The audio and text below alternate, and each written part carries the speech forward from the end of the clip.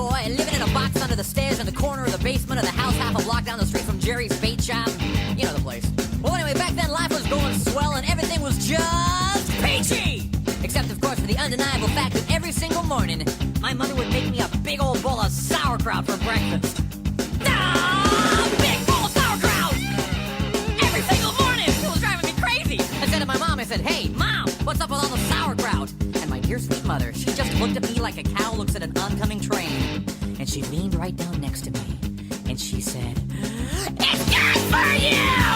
And then she tied me to the wall and stuck a funnel in my mouth and force-fed me nothing but sauerkraut until I was 26 and a half years old. That's when I swore that someday I would get out of that basement and travel to a magical, faraway place where the sun is always shining and the air smells like warm root beer and the towels are oh so fluffy. Where the Shriners and the lepers play their ukuleles all day long and anyone on the street will gladly shave your back for a nickel. Waka waka doo-doo, yeah! Well, let me tell you people, it wasn't long at all before my dream came true. Because the very next day, a local radio station had this contest to see who could correctly guess the number of molecules in Leonard Nimoy's butt. I was off by 3, but I still won the grand prize. That's right, a first-class one-way ticket to Albuquerque. Albuquerque. Oh, yeah. You know, I'd never been on a real airplane before, and I gotta tell you, it was really great. Except that I had to sit between 2 large Albanian women with excruciatingly severe body odor, and the little kid in back of me kept throwing up the whole time. The flight attendants ran out of Dr. Pepper and salted peanuts, and the in-flight movie was Biodome with Pauly Shore, and oh yeah, 3 of the airplane engines burned out. We went into a tailspin and crashed into a hillside, and the plane exploded in a giant fireball, and everybody died! Except for me. You know why? 'Cause I had my tray table up, and my seat back in the full upright position, had my tray table up, and my seat back in the full upright position, had my tray table up, and my seat back in the full upright position. So I crawled from the twisted, burning wreckage. I crawled on my hands and knees for 3 full days, dragging along my big leather suitcase and my garment bag and my tenor saxophone and my 12-pound bowling ball and my lucky autographed glow-in-the-dark snorkel. But finally I arrived at the world-famous Albuquerque Holiday Inn where the towels are oh so fluffy and you can eat your soup right out of the ashtrays if you wanna.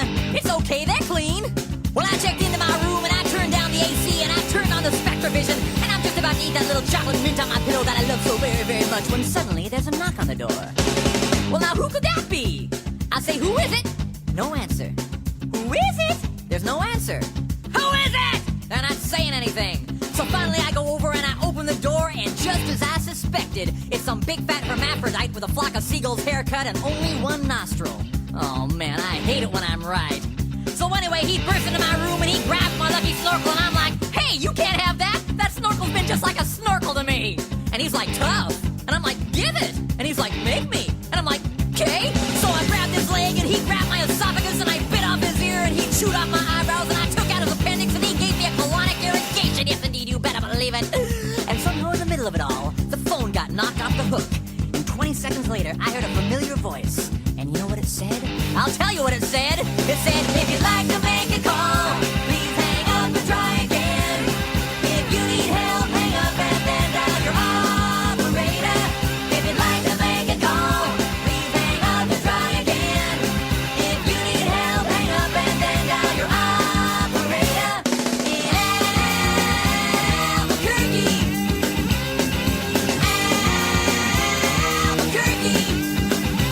Well, to cut a long story short, he got away with my snorkel. But I made a solemn vow right then and there that I would not rest. I would not sleep for an instant until the 1-nostriled man was brought to justice. But first I decided to buy some donuts. So I got in my car and I drove over to the donut shop and I walked on up to the guy behind the counter and he says, "Yeah, what do you want?" I said, "You got any glazed donuts?" He said, "No, we're out of glazed donuts." I said, "Well, you got any jelly donuts?" He said, "No, we're out of jelly donuts." I said, "You got any Bavarian cream-filled donuts?" He said, "No, we're out of Bavarian cream-filled donuts." I said, "You got any cinnamon rolls?" He said, "No, we're out of cinnamon rolls." I said, "You got any apple fritters?" He said, "No, we're out of apple fritters." I said, "You got any bear claws?" He said, "Wait a minute, I'll go check."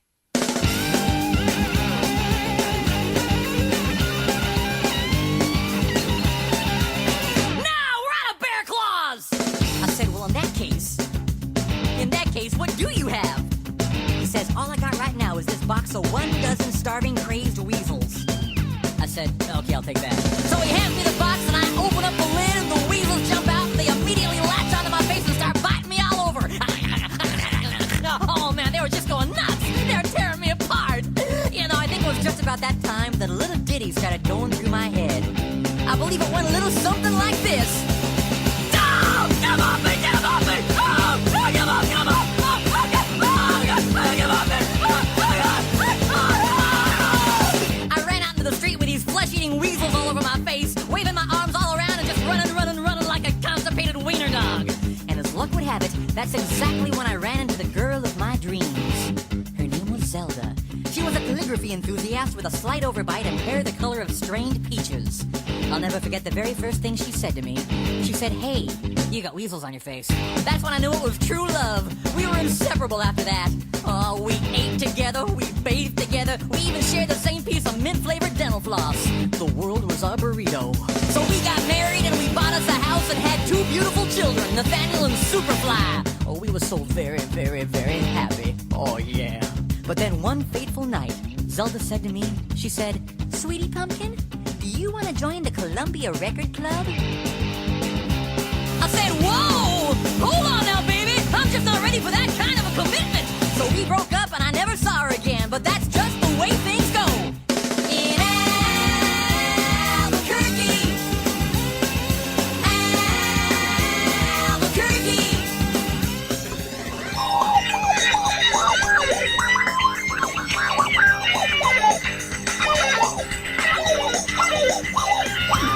Anyway, things really started looking up for me because about a week later, I finally achieved my lifelong dream.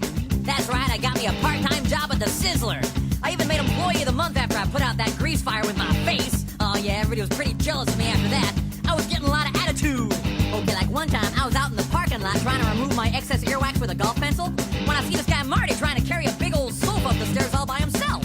So I say to him, I say, hey, you want me to help you with that? And Marty, he just rolls his eyes and goes, no, I want you to cut off my arms and legs with a chainsaw. So I did. And then he gets all indignant on me. He's like, hey man, I was just being sarcastic. Well, that's just great. How was I supposed to know that? I'm not a mind reader for crying out loud. Besides, now he's got a really cute nickname, Torso Boy. So what's he complaining about? Say, that reminds me of another amusing anecdote. This guy comes up to me on the street and he hasn't had a bite in 3 days. Well, I knew what he meant, but just to be funny, I took a big bite out of his jugular vein. And he's yelling and screaming and bleeding all over, and I'm like, hey, come on, don't you get it? But he just keeps rolling around on the sidewalk, bleeding and screaming, ah! Ah! Ah! And I'm completely missing the irony of the whole situation. Man, some people just can't take a joke, you know? Anyway, where was I? Kind of lost my train of thought. Okay, anyway, I know it's kind of a roundabout way of saying it, but I guess the whole point I'm trying to make here is I hate sauerkraut! That's all I'm really trying to say. And by the way, if one day you happen to wake up and find yourself in an existential quandary, full of loathing and self-doubt and racked with the pain and isolation of your pitiful, meaningless existence, at least you can take a small bit of comfort in knowing that somewhere out there in this crazy old mixed-up universe of ours, there's still a little place called Albuquerque.